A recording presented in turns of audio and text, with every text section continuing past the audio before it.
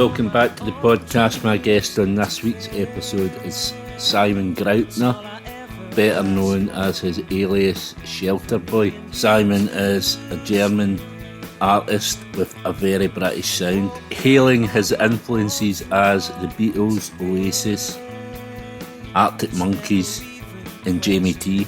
Simon has been a fan of British music from a kid.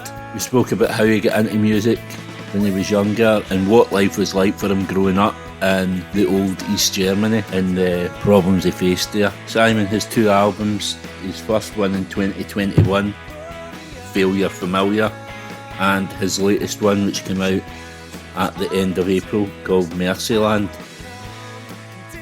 We spoke about the 2 albums and what he's got coming up in the future, which is a tour of Germany, Austria and Switzerland, in the hope that in 2025 he can embark on a UK tour.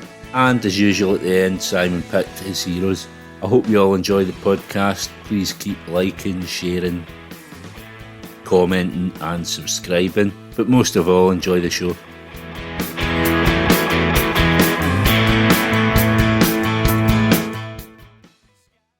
On the podcast this time out, I have Simon Graupner, known more famously as his alias Shelter Boy.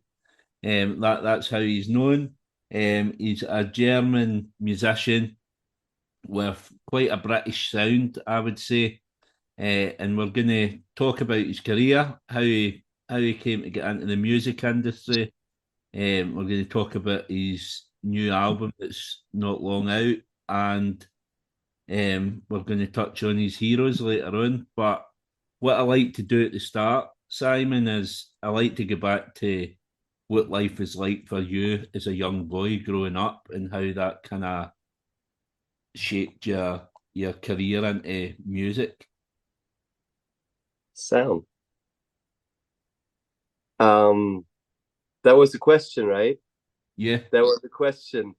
I think like music was the heaviest influence of like me growing up. Like at first I got into music, to be honest, through my older brother, but that was like Kanye West and stuff. And then as I got a bit older, like I think like 12 or 13, then my father turned me on to the Beatles and Stones and all that kind of thing, and then that was like I got to start a band. Like many people at my age had that feeling like when they were young. Yeah, and so that all came together, and still like music is the air that I breathe. So whereabouts in Germany did you grow up? I've got here Zwickau. Is that correct? That's correct. So where would that be? Would that be like kind of the old kind of East Germany? It's fucking pretty far East Germany. Yeah. Right.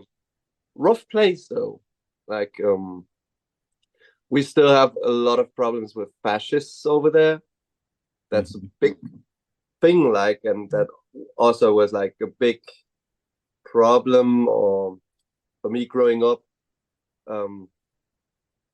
Because as a tiny boy who want to play guitar, you a lot of times you're an aim for them. You know what I mean? Yeah. Yeah. It's not West Germany, it's fucking DDR. Right. So, like, obviously, a lot of that a lot of maybe the fascist sort of stuff is kind of seeped into your music. Not that you're fascist, but kind of like the problems maybe you've had with growing up is kind of a lot of the subject matter within your songs. Do you think that was a conscious effort, or was that just kind of natural? That's writing about your surroundings. I think that was quite natural because I don't make like political music. I don't write that many political lines, but I think like even a love song can be very political, like because I think it depends who sings something, and I think that's the same with like Oasis was in a way political because they were a working class band. Yeah. They didn't have to do political lyrics, but just because it was them and because everyone knew they were from that background, it became like an understatement. And I think that's how I see it. Yeah. And obviously, you mentioned you mentioned quite a few British artists like the Beatles and stuff like that as kind of music that you were listening to. What sort of was there any sort of German artists that were on the radar back then? Not really. Uh, it's just now that I start listening to German acts, to be honest. But like when I grew up and had my first band when we were like 14, 15, there were also like some older guys who had a band and Mm-hmm. they were fucking cool to us. And that was like the 2010s indie wave, like with the Maccabees and Foes and all that stuff. That was like a big Yeah. influence. So I was clearly drawn to that. Bombay Bicycle Club, all of that kind of music. And just now I'm looking at German acts and look what they trying to do, but it never really got me. Yeah, I mean, it's quite surprising if to hear like a German voice and have so many British influences. I would Mm. just say for the size of Germany, I thought there would be a big music scene there. So what is the sort of music scene in Germany? Is it more kind of heavy metal type music? Is that kind of the big thing there? I think like now, I think it's a big market, and I think it's like the third biggest market in the world. Mm-hmm. Um, but a lot of German music, like German with German language, is really drawn into pop. I feel like TikTok artists are a big thing here in Germany. Like all the big labels trying to get every newcomer who has some clicks on TikTok, which is like it's hard for me as a musician who stands up with a guitar to find his place in that kind of thing because yeah, it's a lot of pop music, which is fine, but it's just not my cup of tea. Yeah.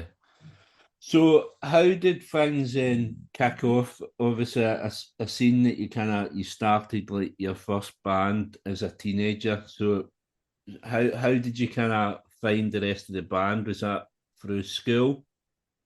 And what happened with the band, and how did that end up with you becoming a solo artist?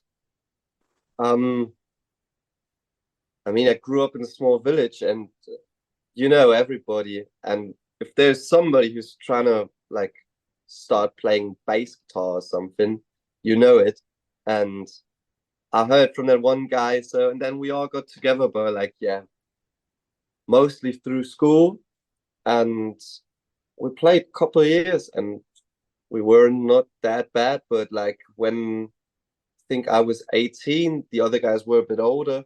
They started to get in their jobs working 40 hours and like no one was really giving a fuck about like the music thing, Mm-hmm. and I tried to put everything in but there was nothing coming back, so that's when I decided to do it on my own because I want to have it all in my hands. And yeah, that was why I made that decision. Yeah. Right. And the your debut album came out 2018. So what was it like then, kind of going out on your own and making this album? Does it feel liberating knowing that it's does it feel liberating knowing that it's kind of all your decisions and all your songwriting that's going into it, as opposed to being in a band and having other people to? I mean, at first that was quite fun for me because I was much younger and I didn't care about anything. I just was like, all right, I can take my friends with me who play my songs. Like it was just having fun. I think it's now that I think more about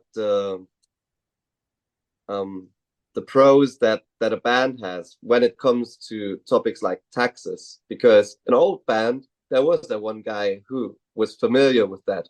Now I'm that guy who does the taxes, who does the merch, who does the social media shit, and it's like a one-man army. Mm-hmm. Um, that is sometimes pretty heavy because you also got to work in a day job to afford that what you do with the music, which is silly as fuck. Um, but yeah, on the other hand, I love making music on my own because when I'm in my studio space, it gives me so much freedom to just be able to do everything and not to question anything, you know? Mm. Yeah. Yeah. So uh, along with the debut album, obviously there's a series of singles and EPs, which like looking on your Spotify last night, there there've been quite a a bunch of releases in the last what 5 years or so. So Mm. you look like you've been busy. So how did you keep your motivation? Obviously during COVID and stuff like that, or was COVID the kind of spark you needed to kind of write more stuff and write different subject matter? Definitely not. Mhm. um, I think like looking back, came in a really bad time for me because that would have been like the first season where I would have played some festivals. Um, I didn't write anything just because about that pandemic. That had nothing to do with that, I'd say. I don't know where does the motivation come from to write songs. I have no clue. I think that's what I can do best. I can do that better than building a kitchen or something. So I'm Mhm. trying to do that. So, Yeah. um, your new album came out April 26th. I see that you're signed to Scruff of the Neck Records. So I've heard of them because Scottish band the Shambolics they're on that Yeah. record label as Yeah. well. So how did that come about signing to the record label, and how has that kind of helped you specifically in Britain? Um, the album I put out before in COVID, what Fire Familiar was the name. Um, I brought that out with a German label, but we had like sub labels for different countries. Like, for example, Scruff of the Neck for the UK. Hmm. So after I released that album, I was sure that I wanted to go away from the German label. And Mark, the head of Scruff of the Neck, I fucking love him. Really great guy, and he's a big fan of mine, and he just wanted to sign me. And because I love Manchester, like everything I do builds up on that city sonically, in a way. Um, that was an easy decision for me to say, yeah, let's try to do that. And I mean, like last year I played at Why Not Festival for a German act. That is a thing. There's not too many people not coming from the UK or being a big star who has the chance to do stuff like that. It's Mm. really cool. I'm really glad. And what I've kind of noticed for the music for the new album, obviously, like for you coming for Germany, and obviously the love of the British music, there's actually quite a sound of another kind of foreigner, the DMAs for Yeah. Australia. So obviously, I mean, they're kind of the same. They're heavily influenced by the kind of the Britpop scene specifically, Yeah. and yet you're kind of the sound of your album sounds quite like them. So I don't know if it's maybe a Mhm. different view of the British music scene, and it's both kind of gave you that same sort of sound. Are you a fan of the DMAs? I like them. Yeah, yeah. It's quite funny when you say that because maybe it's like when bands or musicians from other countries are looking on the UK and that Mm. they make something on their own. Like, yeah, good question.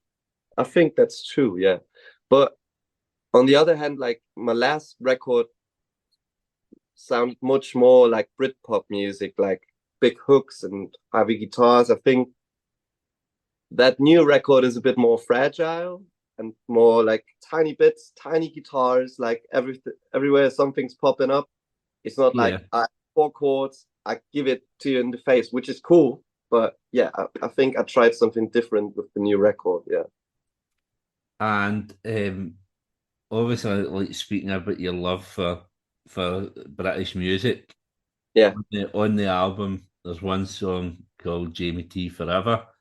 Yeah. Um, Jamie T is like I can mind him for what would it be like for mid 2000s, wasn't it? And he was an absolute hero of mine. I've been trying to get him on the podcast Oh, since I really? started it, and he's really hard to get in contact with. But obviously, he played Glastonbury a couple of years ago, and I think it was said it was like I don't know his seventh show in 16 years or something. Like he didn't play many shows, and I thought that year at Glastonbury it was probably the standout um the standout set that weekend, Jamie T. So is Jamie T your favourite, and what is it about Jamie T that you kind of like? Um, I wouldn't say that he's my favorite artist of all time. Um, the thing is, like in Germany, nobody knows about Jamie T. Nobody knows like Stone Roses. You got to remember that. Like when I Right? say I listen to Stone Roses, nobody has a clue. It's crazy, but nobody. Um, and I had Panic Prevention, the first record.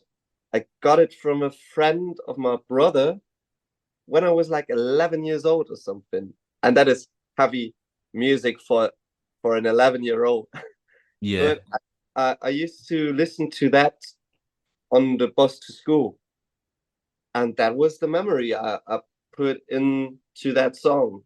And looking back, or no, looking forward, what I do now and who I am now, I can say that he's an influence because I always loved how honest he is as a person and how honest the music is. mm. You know, he doesn't give a shit. And yeah. It's kind of it's kind of hard for me to fathom how like an 11-year old kid over in Germany Mm, relates to that album because obviously it's really kind of immersed in British culture. He's kind of talking about it's a lot of social commentary, so it must kind of feel like a different world when you're listening to that mm. on first listen. I mean, you don't get anything off the words, but even the sound, like tracks like Dry Your Cheeks, it's gloomy as fuck.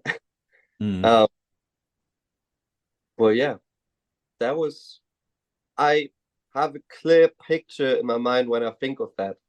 And that's why I decided to write a hymn um, to him, like a song to him. You know what I mean? Like, Yeah, because I think when I get into him, obviously my wife she's from London, so it was round about that time when I was going down to visit her, mhm. and I loved listening to all the London bands and listening to all the references about London because I was going down.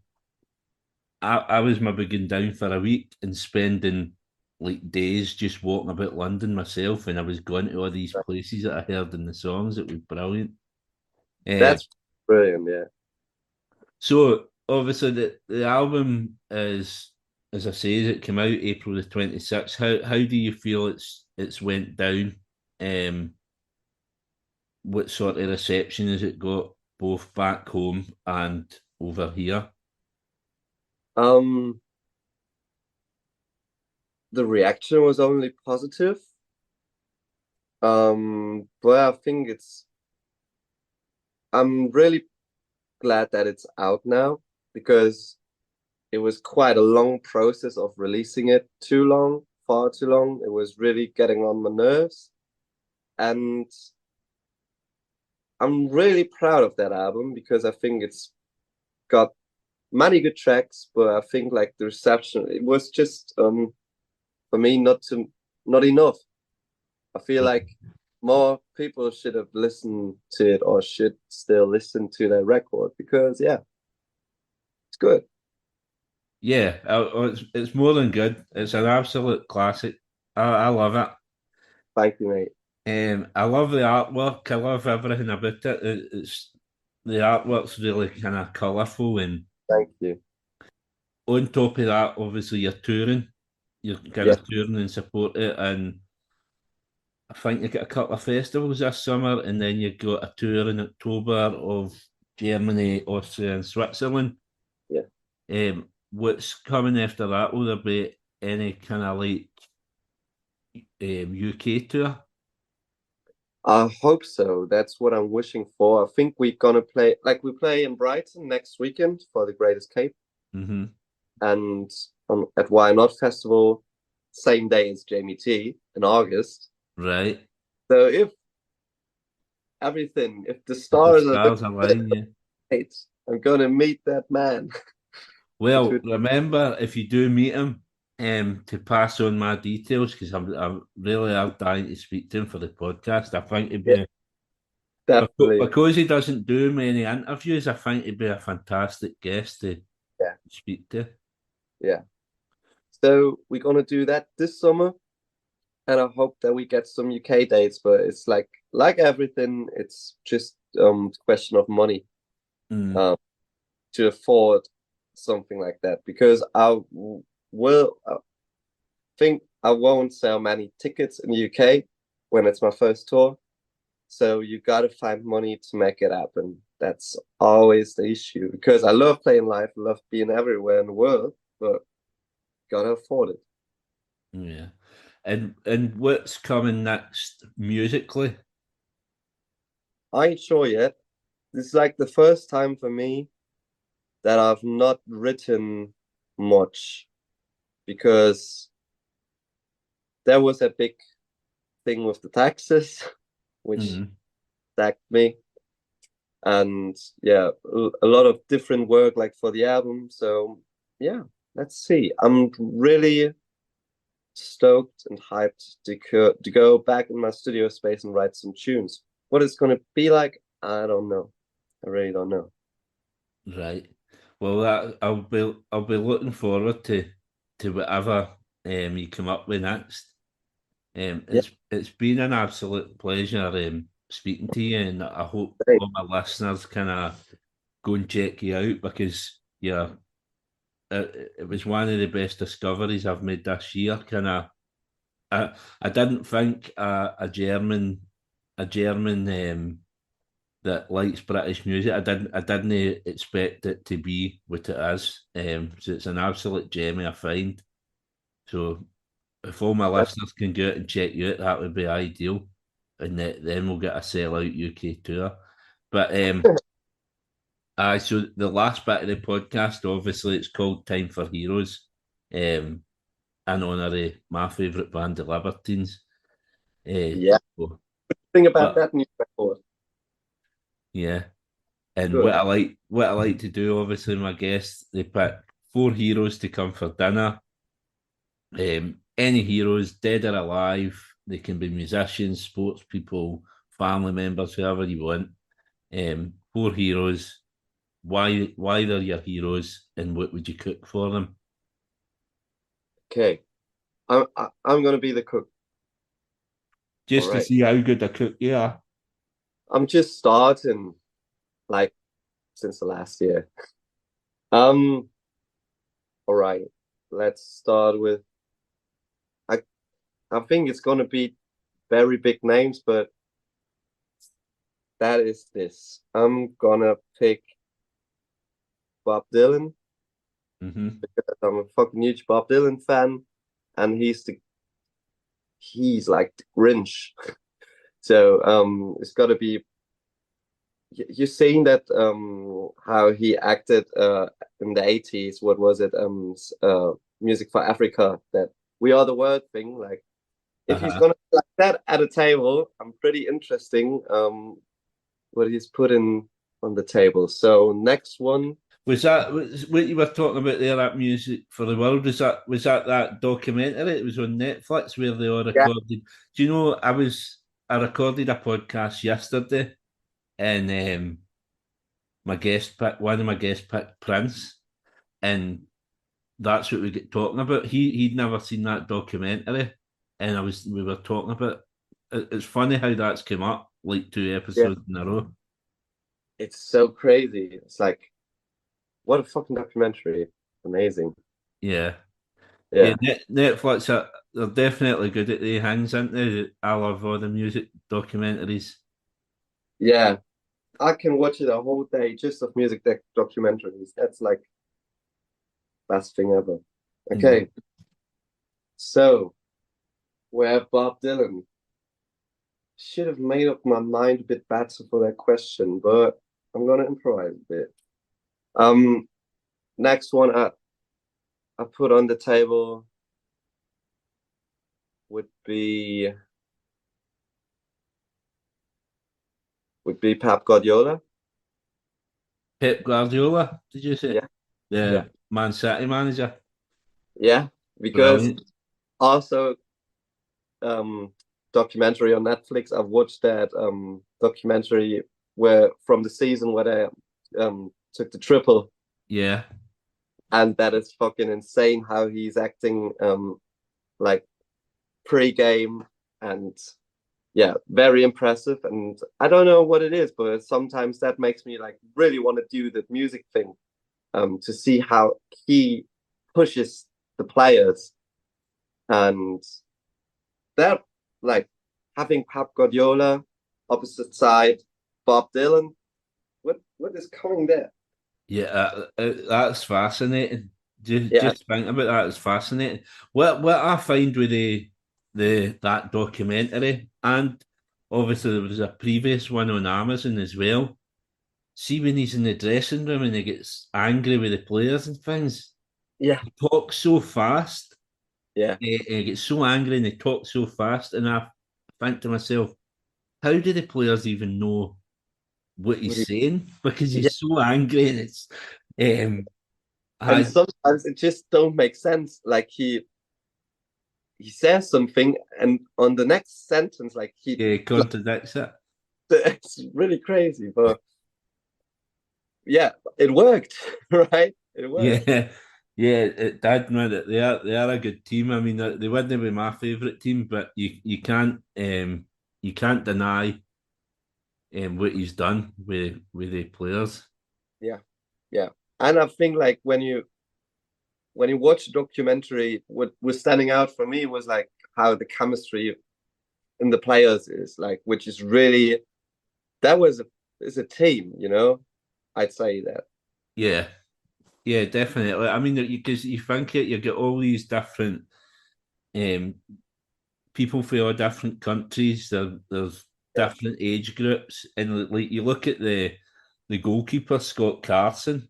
yeah, He doesn't play a game, yeah, but he's just as integral to that squad as Erling Haaland is. yeah. It's really cool. Yeah, Okay, so we got these two. Um, Next one I'd put to the table would be Amy Winehouse. Um, brilliant choice.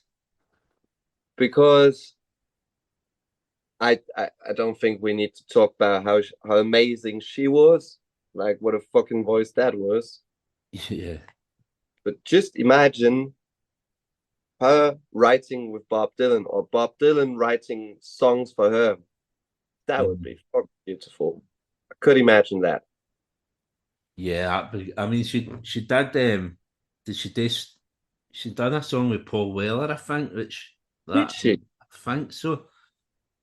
I'm Right. pretty sure. I'm pretty sure she recorded a song with Paul Weller. I don't know if it was a cover or something, but Pain.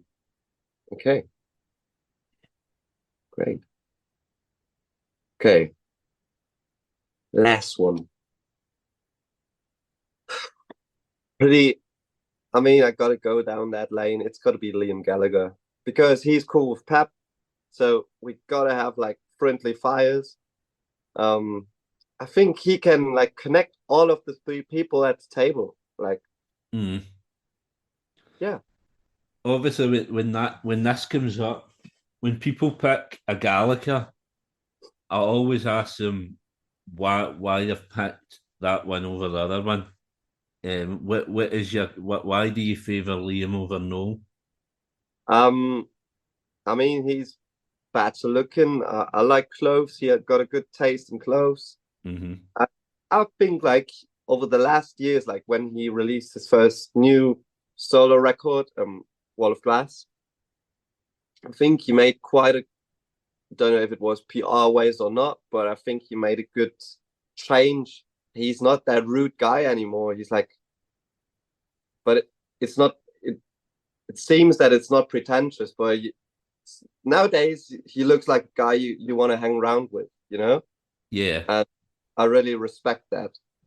That he's not that old dick who, you know, he's like, yeah, and think well, grown this up. is the thing. This is the impression people seem to say the last few episodes. People don't want Noel Gallagher because they think him as grumpy. He's like a Yeah, grumpy old man, and Liam's the exact opposite. I could scroll through his Twitter for days. yeah. I think Um, I think like Noel, I wouldn't say he's like a grumpy old man because I've seen interviews that were so fucking great. That one, the guitar show, you know that one? is that's quite a recent one, is it? Yeah, where it's just talking about his guitars through his whole career. So that one is really good. I just think, I mean, he's way richer than Liam, Mm. and sometimes it feels like he's just got too much money, you know. And Liam, it feels like he's more one of the people, you know. Yeah, That's and what I. obviously one of the things you mentioned there is about like some of his Liam's PR choices have been probably helped him, and obviously the PR you're using at the moment is the same as Liam's, so um, that's probably been helpful to yourself. Katie's a brilliant lassie. She's helped me out with lots of guests and all that. So I you couldn't be on a better PR than Katie. Okay. Yeah, I mean, as I found out that she's doing my PR now, that was like, where am I going? That is fucking amazing. I mean, you gotta know, I grew up in a small village in East Germany. It's so fucking tough to get your first gig in Berlin when you're from there, you know? Hmm. So yeah, quite cool. I'm really happy with that. Well, Been- that's a fantastic group of guests as well. I don't think Pep Guardiola's ever been picked. I'm not sure Amy Winehouse has ever been picked either. Um, and and Bob Dylan's no doesn't spring up too much either. So it's nice to have um new kind of heroes on the podcast. Um, it's been, as I say, it's been an absolute pleasure speaking to you today. Same for me. And as I've said to all my listeners, go and check out Shelter Boy's album Mercyland. It came out last month. Go and check it out. It's a brilliant album. Obviously, as you said, the other one, Failure Familiar, as well. Check them out on Spotify and all the EPs. Um, and I fingers crossed for some UK tour at some point, maybe next year. But I I hope so. been an absolute pleasure having you on. Thank you so much. Thank you, mate. I hope you all enjoyed this episode of Time for Heroes podcast. If you would like to get in touch, the best way is on the Facebook page, Time for Heroes Podcast, or on Instagram at Time for Heroes Podcast, or Twitter at Time for Heroes P1, or drop me an email at timeforheroespod@gmail.com. You'll find Time for Heroes on all podcast platforms, including Spotify, Apple, Google, and Amazon.